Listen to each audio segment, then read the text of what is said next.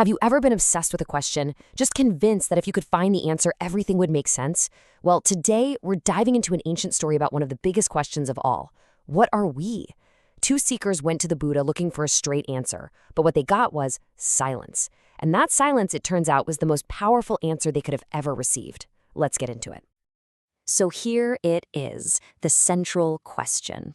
You could call it the classic mind-body problem. Is your consciousness, your soul, your life principle, is that the exact same thing as your physical body, or is it something totally separate? People have been wrestling with this for thousands of years, and it's the exact question that kicks off our story.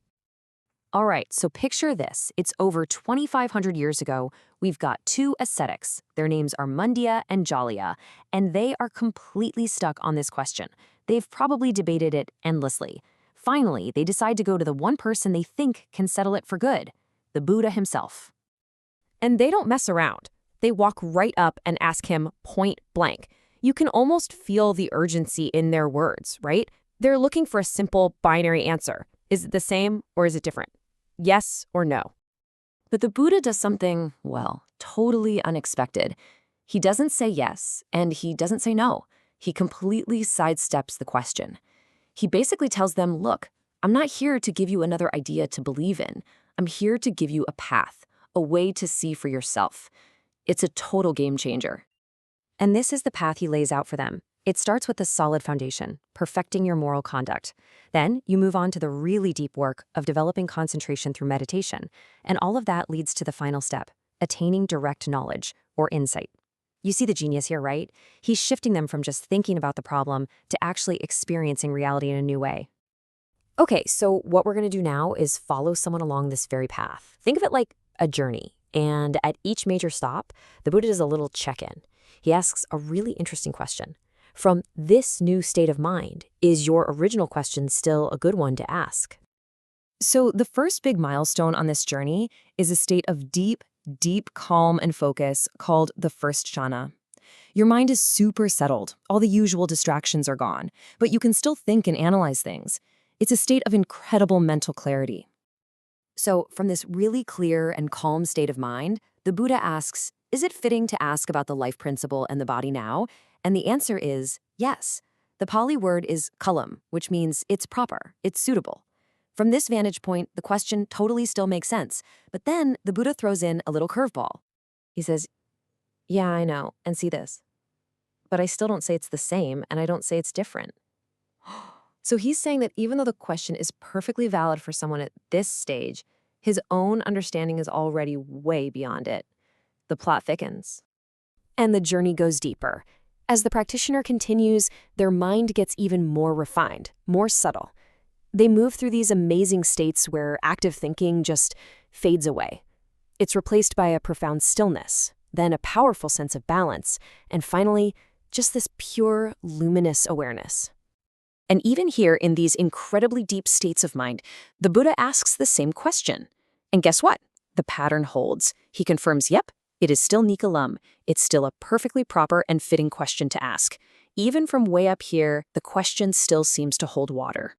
And again, we get the refrain. He says, friends, I know this, I see this directly, and yet I'm not going to declare it one way or the other. He is masterfully repeating this point. He's showing them that while the question feels real at every step of the way, it's not the final truth. It's just building the anticipation for what comes next. And that brings us to the very end of the line, the climax of this whole journey. This is it, the final stage, the culmination of the entire path. This is full awakening, complete liberation. We're now talking about the mind of what's called an arahant, a fully enlightened person. This is someone who sees reality exactly as it is. They know with total certainty that the cycle of suffering is over. That Pali phrase there, na param ithataya, basically means there is no more of this. It's the final stop. So from this ultimate perspective, this mountaintop view, is it still a fitting question? And this is where the pattern just shatters. For the first time, the answer is a hard no. Not kalam. It is not proper. The question itself is now totally obsolete. But why? How can the most important question in the world suddenly become invalid right at the moment of ultimate truth? Well, it's because the entire premise of the question, The very idea that there's a solid, separate self or life principle in the first place has completely dissolved.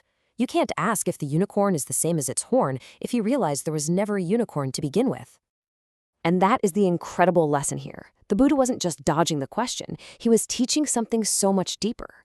The point isn't to find the right intellectual answer to file away. The point is to change your mind, to change your perspective so profoundly that the question just doesn't make sense anymore. Some problems aren't meant to be solved, they're meant to be outgrown. So, in the end, how many answers did the Buddha give to their original question? A big, fat 0. Because the whole exercise wasn't about getting an answer for a textbook. It was a kind of therapy, a process designed to guide the mind completely out of the confusion that created the question in the first place. And that leaves us with a really powerful question for ourselves, doesn't it? Think about the big, persistent questions in your own life, the ones that you wrestle with.